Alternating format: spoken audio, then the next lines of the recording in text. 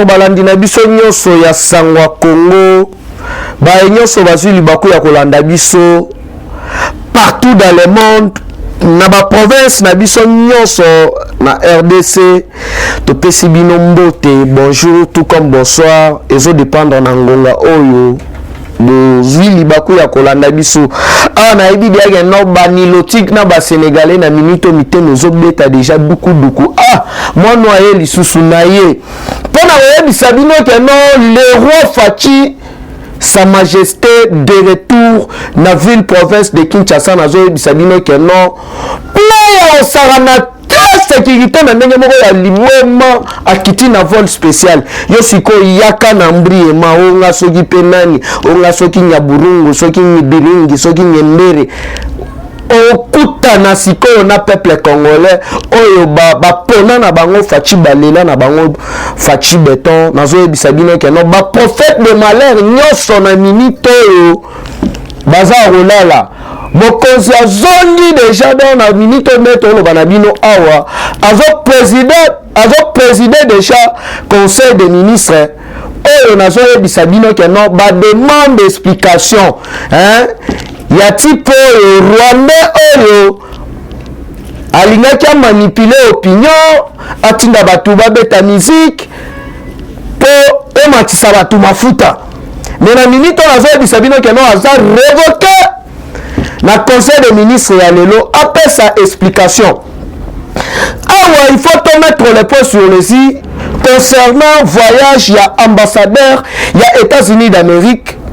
na niveau ya Minembwe akendaki kosala nini akutani na ba tribu ebele ba fularo ba bashi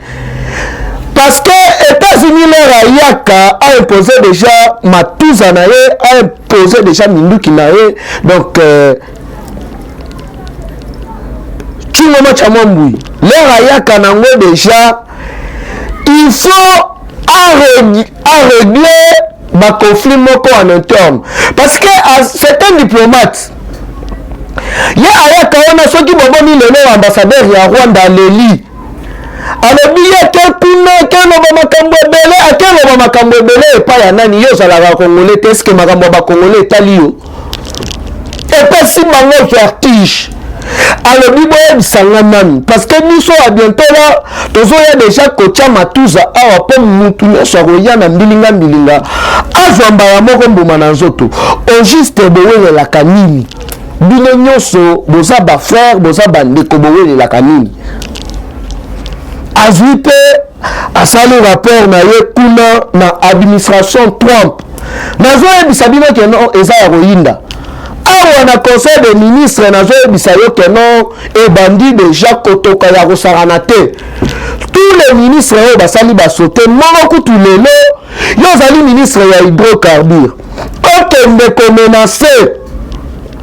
batu na niveau ya Vodacom po ete soki mpe nini wana papa il faut bogardaka bande oyo eza pouvoir te ya keno oye osali bisala sala osali di n'importe quoi non oyo eza gouvernement moko ozali ministre garde bande na yo koya kosala bisala sala te milembo yango wana aza sobe wana zoyebisa bino keno lelo ndenge ezali wana donc okebi te bakoyebisa yo se désactiver parce que Fachi aza na kanda na ndenge moko ya kosakana te eza mpona koyebisa bino keno chef de l'état alobaki bien que natina kolongwa na bokonzi ata centimètre moko te ya mabele ya RDC ekokende na maboko ya bapaya. Je vous dis que non, docteur Denis Mukwege à papoli communauté internationale à lobby, nous avons eu la chance il y a kozwa un président oyo azali mais propre son excellence Félix Antoine Tshisekedi Tshilombo c'est du jamais vu si yo ba bisanga bino batu boyaka na ba tribalisme bino batu boyaka na ba rancune ok non Denis Mukwege azali suka saye eza pona koyebisa bino ke non mes frères congolais tant ya kolanda ba manipulateur bato bayaka na intox po pour manipuler, pour sa conflit entre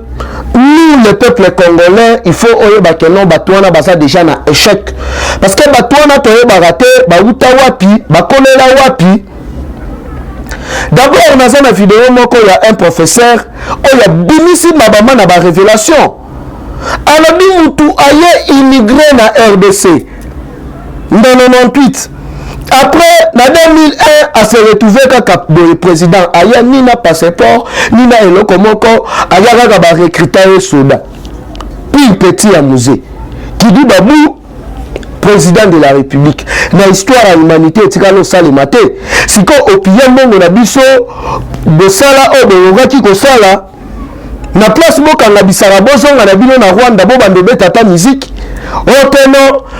ça la politique. Je ne vous dis pas, je vous dis pas, je vous dis au revoir. Au revoir, ils sont à l'issue de Congo ya Kokonza.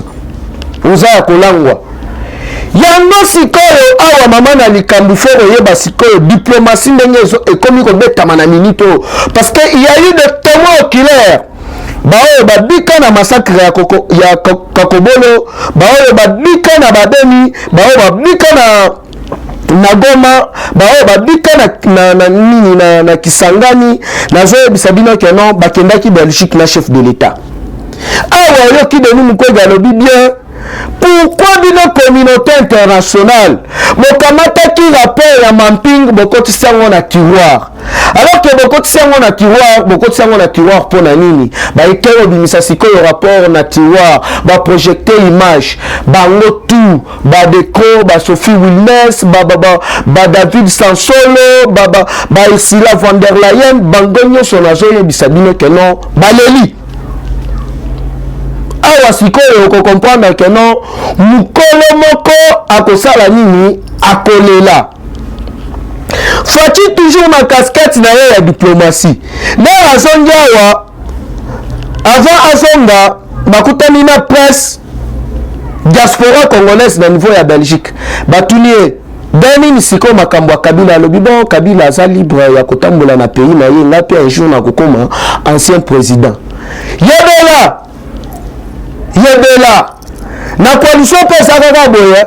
andeni coalition eza bien ndeni ba militaire boye ezali benda bikalo bite eza ba parcours kaka ya mariage ezalaka bongo ya lewe liba mukolo bakanga kamere un jour avant bakanga kamere conseil des ministres. Mutali boso benga caméra ya to président conseil des ministres caméra na o ya ba s'équipe état normal nera ye côté le bou muramate toujours ma idéologie toujours ma casquette na yo fachi béton de retour na mabele ya ba koko bato ba préméditer que ba tchela missile o ba sali boy yo ni combien de bato ba prier rapport na fachi na monde modimba o na kolo ba 100% ba oza ta ba 75 ma 75 tenants ba maman Adel Malou na kati ya Paris ba bébé héros donc ba so rapena tambo pena prier pour na mokonzi mboka yo siko zoya otana ba chami sina kinakati papa holanda ba biloko wana terre belle ça yo tension fachi akiti déjà siko na mabele concernant ba nani ba question ba tunaki ya ba juge oya utaki colonel récemment awa alobi wewe na mama ki bango na pesa ki bango chance mais bayeba que non carrière na bango eza en berne parce que ngai nazali ko avancer parce que j'ai compris une chose l'ennemi ya peuple congolais ezali corruption ezali quelques groupes ya ba congolais manipulés par les soi-disant congolais ezoloba ebele awa komi koyoka batu nyonso bakomi oteno secrétaire ya finance onani muto ya IGF Gilles Monsieur Gilles baso oteno yakona no sala audit koto nyonso wana nini polera kokende boye bapesa ye kanyaka ye sikoyo pe azu déjà vaccin ya Tshisekedi Nisine donc soki ka omoni ndongo boye amoni ondira amoni poubelle na misu na ye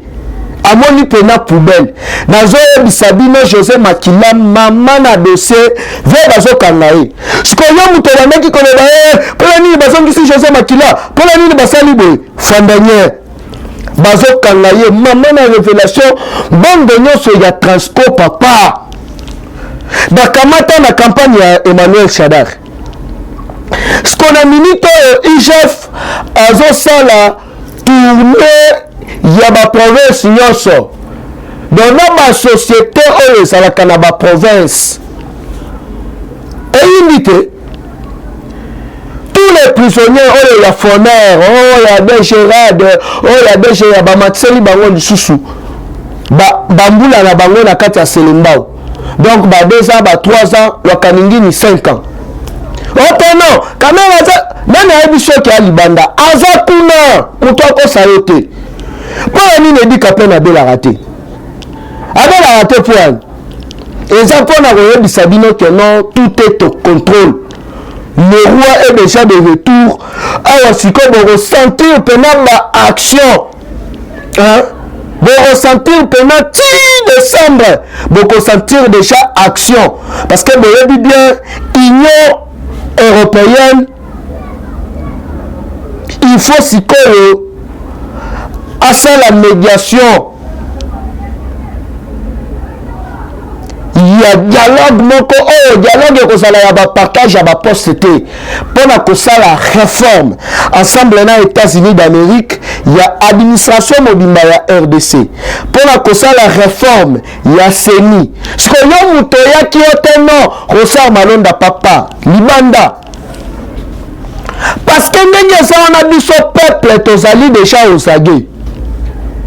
nyonso oyo baprogramme nyonso ekozala na ordre du jour na niveau ya assemblée nationale biso toza wana bango lisu likolo ya lisu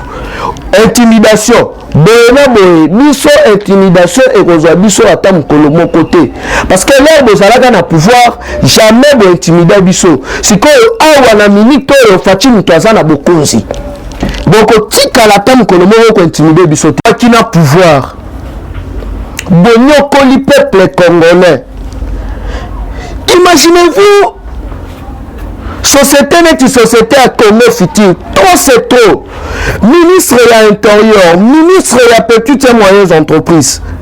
mais botala likambo ya Congo futur na ba province nyonso ba agent bazolela tout le temps bazobenga biso ezala ba agent ya Katanga ezala ba agent ya Matadi ezala ba agent ya Awa ville province de Kinshasa ezala na Lubumbashi basaleli bango nanu bakarte ya INSS ya Mbata bakataka bango mbongo mais soki bakenda bakarte wana na niveau ya INSS bazwa mbongo oyo ezaka ex INSS pardon bazwa mbongo bayebisaka bango ke bakarte biso toyebi bango te toyebi yango te alors que bakontinuera toujours kokata bango mbongo ti lelo ezala basendika ya baagent nyonso ya Congo futur complice bakendaka kuna bapesi bango baenveloppe bafandi nye mais comment est-ce que société mobimba dans une année na espace ya une année okochange kombo 3 fois ezala bamarketeur ya Congo futur awa na Kinshasa bana bato babeti ba 7 ans ba 8 ans bopesa bango mbongo te boengagaka bango te na place kutu bopesa bango baprime na bango bopesaka bango nde bacarton awa na Kinshasa baagent ezala bafacturier ezala balivreur bao boengaja ata mokolo moko te no prime moko boye rien quinzaine eza kaka 20 000 to 30 000 yebisanga sikoyo mutu afondaka musika akoya musala akolia nini exploitation oyo balibanais bazosala na peuple congolais tozodénonce yango alors justice sala musala na yo Congo futur bolandela boyeba nanu secret le pourquoi chaque année achangeaka du moins Congo plus de 2 fois nyonso wana mpona nini mpona koule otena société ekufa oyo eya donc baza bamafieux bazo-escorter nos frères congolais en complicité na basyndicat congolais na kati basaleli baagent nyonso ya Congo futur bakarte ya INSS ya Mbata bakende nango na INSS existara nango te mais bakarte euti wapi bake na basiber babeti yango kaka donc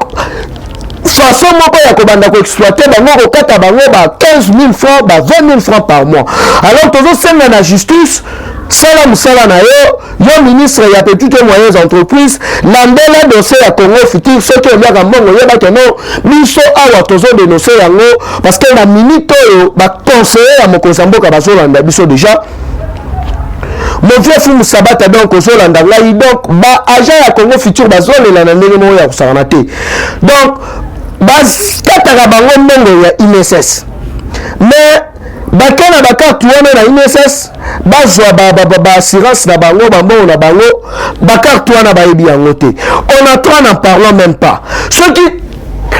nakoloba te 120 mois impayé oye kutu na SNCC ilunga maboma ngoko boma complicité na Kabila nos parents qui sont là donc soki 320 mois impayé bokamati liso bapara na biso wana boke kopesa bango bandako yebisanga sikoyo bandako yango nini bandako ya chemino neti bato baza na bailebo baza na bakananga baza na bamweka baterritoire moko reculé ozali na nyongo na ye ya plus de 320 mois impayé ozopesa ye ndako oyo akoteka même pas au-delà ya 3500 $.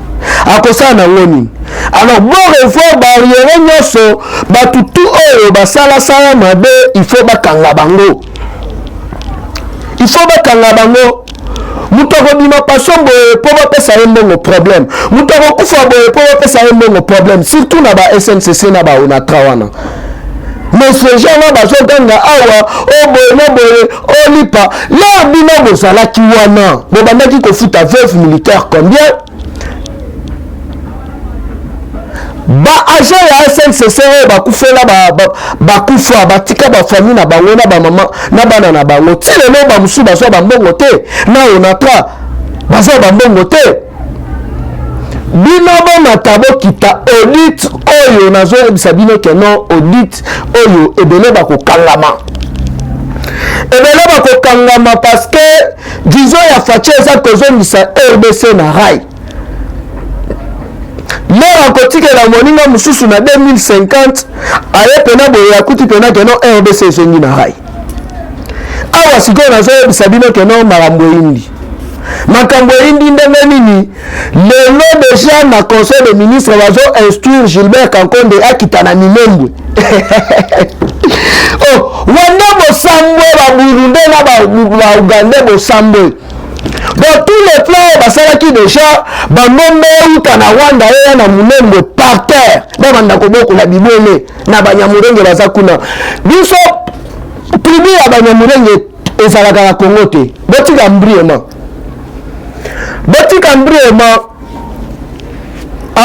tolingi yango te parce que Facio abeta ezaki langage politique po bato wana baza minoritaire alors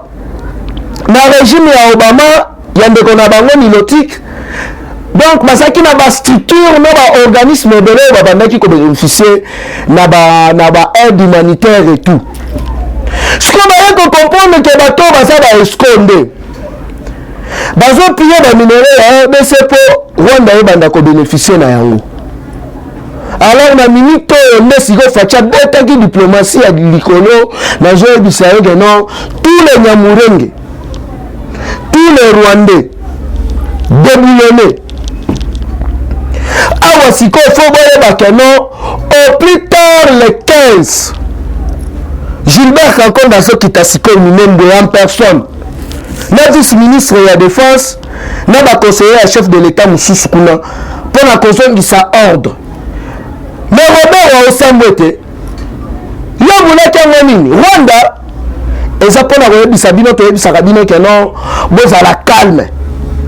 Kongo ata mokolo moko te ekotekama na bokonzi ya Faci mutu akosa bino teke no boye na boye ambassadeur na bango auti kotwitara na moye azolela ondenge nini ambassadeur ya États-Unis kutu akendaka kuna akoti kutu na makambo interne ya mboka batu me babiso oyo ka déclaration ya pamba yo il faut olongwa parce que faut maintenant partir déjà lundi biso moko siko tozo banda ko cha yelunga mu folongwa tozo benga na yo ambassadeur Mike Kona akendeki kuna na cadre ya réconciliation moko interne na kati ya minembo akutena ba fularo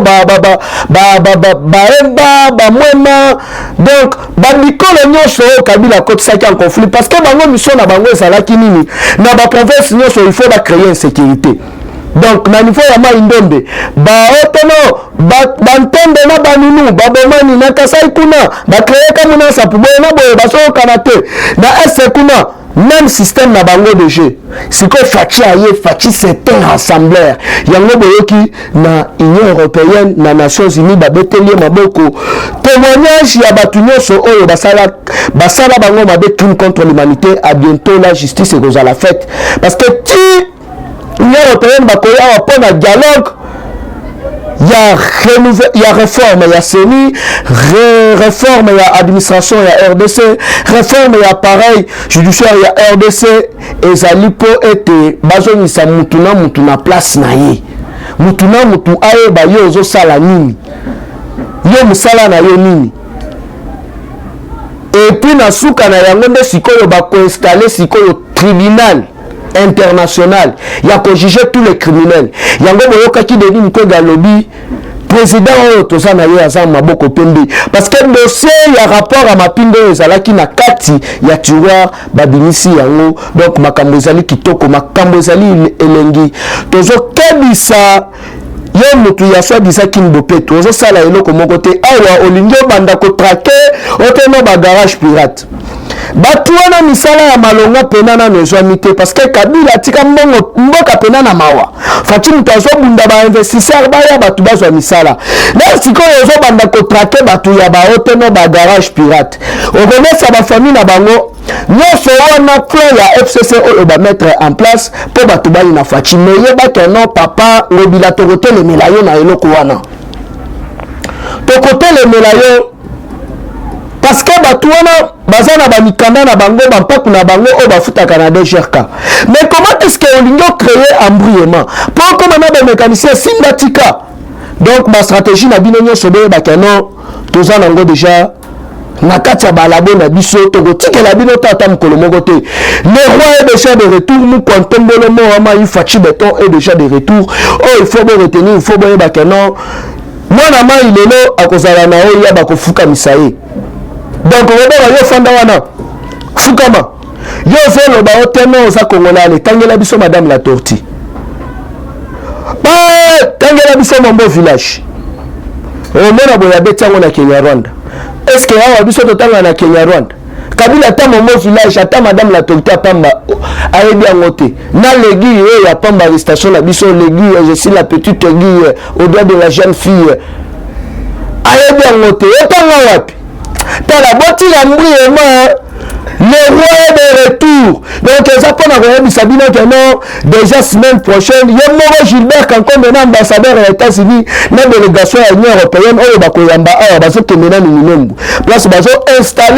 tribunal il y a crime contre l'humanité nyonso au Kabila na ba Robert na ba tunaye tout basala na RDC. Donc kalatote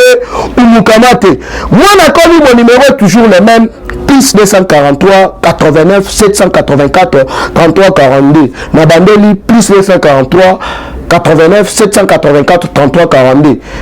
bambote na batutu bazuli baku ya kolanda biso. Big up dans les prochains numéros. Eshima, votre magazine qui bat au rythme de l'actualité. Retrouvez la nouvelle édition. Exclusivité, Janine Mabunda Lyoko, femme d'exception. Première femme congolaise à accéder par vote à cette citadelle imprégnable. Depuis la démocratisation de la RDC, avec l'organisation des élections générales, aucune femme n'avait occupé un poste de si haut niveau. Plusieurs fois diplômée des grandes universités, élue 2 fois députée nationale, celle qui détient la police de débat à l'Assemblée nationale ne fait pas dans la demi-mesure. Janine Mabunda, un bilan élogieux et des résultats probants. Plus d'1 an après son élection historique, Eshima Magazine revient sur les bilans de la présidente de la Chambre basse du Parlement congolais. Une administration efficace grâce à l'amélioration des conditions de vie et de travail du personnel, des réalisations législatives à foison, soutien financier aux provinces touchées par la crise sanitaire de Covid-19, accompagnement et encouragement de l'entrepreneuriat des jeunes, la loi de protection des peuples autochtones et promotion des droits des personnes vivant avec handicap,